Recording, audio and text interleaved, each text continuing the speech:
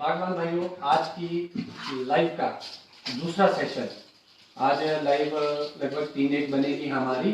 ये लाइव का मतलब ये होता है जी कि कोई कट पेस्ट नहीं है, जो है वो सच्चाई है और हमारे सामने हो रहा है। इसलिए लाइव आना और एक वीडियो शूट करना वो अलग इशू है, मगर हम लाइव हमेशा ही आता हूँ क्योंकि वीडियो बनाने का, उसको पोस्ट करने का टाइम नहीं है। मगर जो भी हम जानकारी देना चाहते हैं बागवानों को डायरेक्ट देना।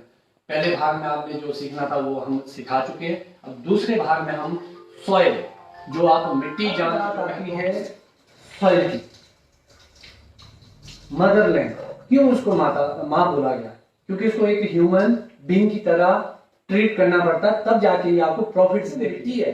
आज आप कोई भी पौधा, कोई भी वनस्पति अपनी मिट्टी में जब उगाते हैं, कभी भी कोई मिट्टी में उगाते हैं कोई वनस्पति, तो उसके लिए अभी मैं बोलूंगा, उसके बाद डॉक्टर बोलेंगे, लगभग ऐसे अलग अलग रिसर्चेज है। किसी ने बोला 16-17 तरह के पोषक तत्व चाहिए, किसी ने और बोला, किसी ने और बोला।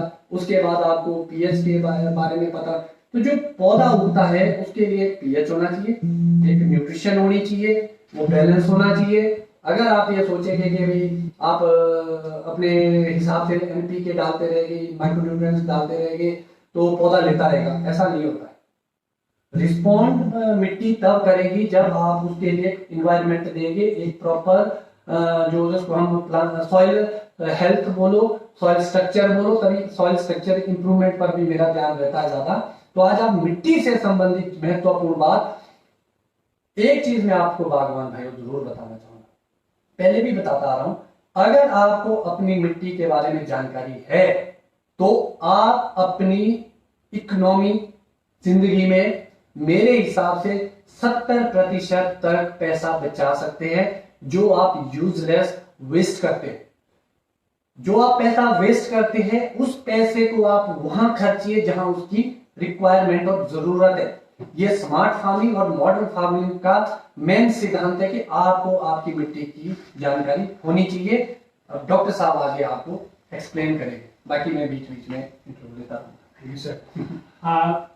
पांचा साहब और किसान भाइयों, देखिए, आप खेती जो हम करते हैं वो कमर्शियल फार्मिंग करते हैं। कमर्शियल का मतलब है कि हम लोगों को वापसी भी चाहिए। अच्छा पोटेंशियल लेने के लिए आपको ना जी को अच्छे पोषक तत्व देने होते हैं, और पोषक तत्व आपको पता है किसान साथियों मिट्टी में होते हैं, उसमें कोई दो राय हुई है और कौन सी कितनी डालनी है, तो ये मतलब एक तरह से बिना वैज्ञानिक तरीके से बताना काफी मुश्किल हो जाता है। तो इसके लिए बहुत महत्वपूर्ण है कि जैसे पांचा साहब ने कहा कि आपको आपकी मिट्टी की जानकारी यदि है तो आप बहुत पैसा भी बचा सकते हैं और बहुत पैसा कमा भी सकते हैं। ठीक है, मिट्टी की जांच से सीधा मतलब है कि आपने पहले पेशेंट का ब्लड टेस्ट ले लिया जी, उसके बाद के डायग्नोज आगे चलेगा जी। और आप डॉक्टर साहब ये भी बताइए कि जो प्राइमरी न्यूट्रिशन और सेकेंडरी न्यूट्रिशन में जो जो पोषक तत्व लगभग बागवान भाइयों 96 से 97% ऐसी चीजें होती है जो हमारे को इन्वायरमेंट से मिलती है, जो न्यूट्रिशन अति महत्वपूर्ण है जी। तो वो डॉक्टर बड़ी जबरदस्त बात कही जी। देखिए किसान साथियों,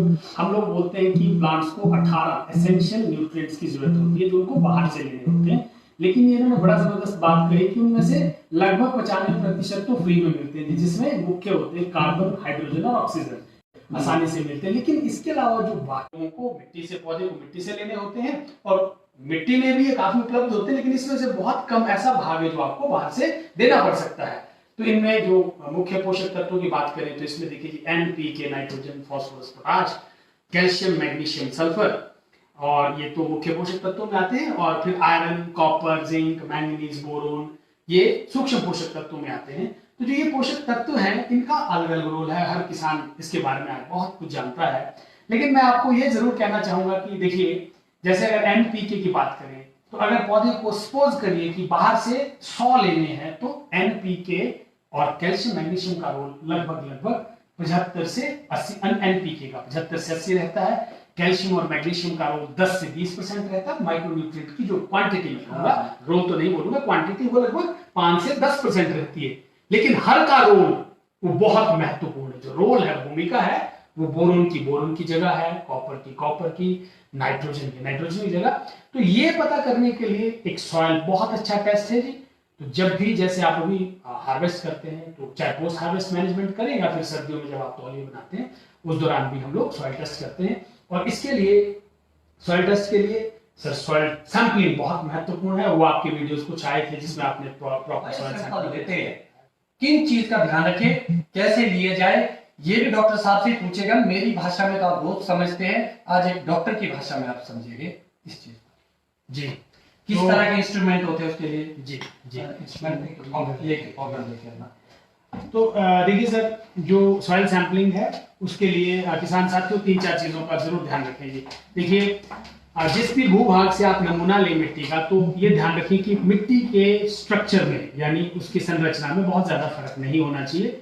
जैसे हम रंग से भी पता कर सकते हैं। मोटा तौर से लाल मिट्टी और काली मिट्टी में सिंपल भाषा में, जी, आप ज्यादा डीप चले जाएंगे तो कंफ्यूज हो जाएंगे। अगर एक खेत में 2 भाग है, लाल और काला, तो 2 सैंपल हो गए। अगर ब्लैकिश है सारी तो एक लाल होगी तो एक, ज्यादा ना फंसे क्योंकि ज्यादा कॉम्प्लिकेट नहीं करना, लेकिन बस ये ध्यान रखना है। अच्छा, दूसरा किसान साथियों देखिए, आपने जिस भूभाग में हमारी जड़ें रहती है उसको हम राइजोस्फीयर बोलते हैं। लगभग वो 8 से 10 और 12 इंच तक भी जा सकता है भूभाग जिसमें हम सैंपल लेते हैं। तो ऊपर से लेकर नीचे तक। यहाँ एक चीज और करूंगा मैं जी, कि जो सैंपल की बात आप कर रहे हैं, ये हमने बाहर जो हमारे तौलिया सिस्टम होता है जी, हम तौलिया बनाते हैं जी, तो तौलिए से बाहर बंजर से, क्योंकि बहुत सारे लोग आते हैं वो एक डिफरेंट सा व्यू देते हैं कि जी बाहर से लीजिए। मेरा अपना मानना ये होता है कि बाहर तो हमने केमिकल डाले नहीं, वहां तो ज्यादा प्रॉब्लम नहीं आएगी। तो जो अंदर तौलिया है, मैक्सिमम हमारे तौलिए फ्लैट नहीं है, ये बताना चाहता हूँ, हमारे चढ़ा के करते ऊपर, तो लगभग उसको कई लोग इतना चढ़ाते हैं, कई लोगों ने इतना भी चढ़ाया। तो इस केस में हम क्या करें? जी जी, बहुत जबरदस्त प्रश्न है जी। किसान साथियों, सबसे पहले तो जिन्होंने एक प्रश्न किया है कि नमूना कहाँ से दें, तो नमूना तो तौलिए के अंदर से ही लेना चाहिए, क्योंकि उसी में ही पौधे की, जहां मिट्टी में पौधे की जड़ें हैं और जहां हम खादें डालते हैं वही कुछ परिवर्तन है। पीएच चेंज होगा जी तो भी वही चेंज होगा, अगर भोजन बचेगा कुछ तो वो भी वही बचेगा, और अगर भोजन कम होता है तो भी उसी भूभाग से लगभग होता है। जड़ें, जो पौधे की भोजन लेने वाली जड़ें होती है 5-10, वो लगभग उसी भूभाग में रहती है जहां तौलिया बनाते हैं। हाँ, दूसरी जो पकड़ने वाली, जो मैकेनिकल रूट्स जो बोलते हैं, वो फैल सकती है, लेकिन भोजन वाली जड़ें तो लगभग वही रहती है। अब एक इन्होंने बड़ा जबरदस्त प्रश्न पूछा है जी कि कहीं तो तौलिया 6-8 इंच तक उठाया होता है और कहीं पर वो 2 फुट भी उठाया होता है। तो किसान साथियों देखिए, वैसे तो वहां मैं लोगों को आज तक मतलब ये समझाने में कामयाब हो चुका हूँ कि जो आपने ये उठाया है इसको फ्लैट जी जी जी, ये कोशिश रहती है, और बहुत सारे बागवान, हजारों बागवानों ने आज उसको फ्लैट में कर जी। तो ये बहुत बढ़िया चीज है जी। देखिए जो आपका तौलिया है, तौलिए के लेवल से लगभग हम 6 से 8 और 10 इंच तक, तो लगभग जो ये ऑगर है ये लगभग 10 से 12 इंच तक की मिट्टी को उठा लेता है।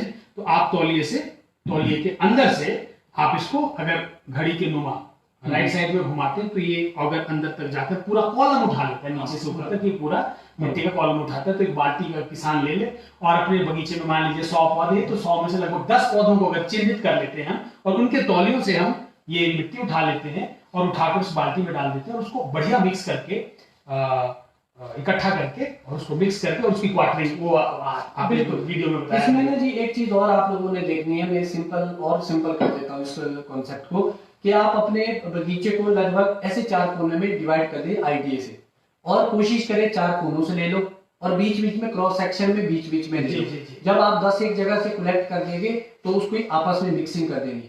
तो और एक चीज मैं यहाँ जानना चाहूंगा डॉक्टर साहब जी, जैसे ये ऑगर है, मैक्सिमम दिक्कत आती है बागवानों को। मैंने तो एक सिंपल, क्योंकि बहुत दूर दराज लोग जगह में जाना होता है, लोगों के लिए अफोर्डेबल बोलो चाहे जो भी बोलो, तो मैं पाइप से बिल्कुल, तो मैं इतनी पाइप काट के उसमें निशान लगा के उसको गाड़ के फिर अंदर से डंडा डाल के उसको निकाल दीजिए। ये थोड़ी अलग है, जो लोग इसको नहीं ले सकते बेसिकली, जो ये इसकी क्या प्राइसिंग पड़ती है मार्केट? ये 500 रुपए का, 500 रुपए का। देखो बागवान भाइयों, 500 भी नहीं खर्चे।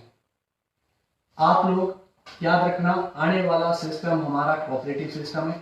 आप सिंगल पर्सन कुछ नहीं कर सकते। जी। जब भी एक गांव के हिसाब से, हमारे छोटे छोटे गांव है, 6-8 लोग है, पड़ोसी है, हमारे चाचे भतीजे या दूसरे फैमिलीज है, आप मिलके ये घिसना तो है नहीं। जी। तो आप एक सब मिलके ना जी एक 500 का लेके कोई भी अपने पास रखे, जब सैंपल लेने हो इसको कलेक्ट कर सकते हैं। 500 सिर्फ 500 है, जो अपना ही पर्सनल चाहते हैं बहुत सारे लोग इजी लाइफ में कि अपना तो अपना जी, तो आप ले सकते हैं। और ये ऐसी चीज है जो डेली काम आएगी, और अगर आप भविष्य में तो ये हमेशा आपके लिए कारगर होगी। ऐसी चीजों के साथ जरूर जुड़े और ऐसी चीजें जरूर अपने बगीचों में अपने घर में रखें ताकि ये काम आए।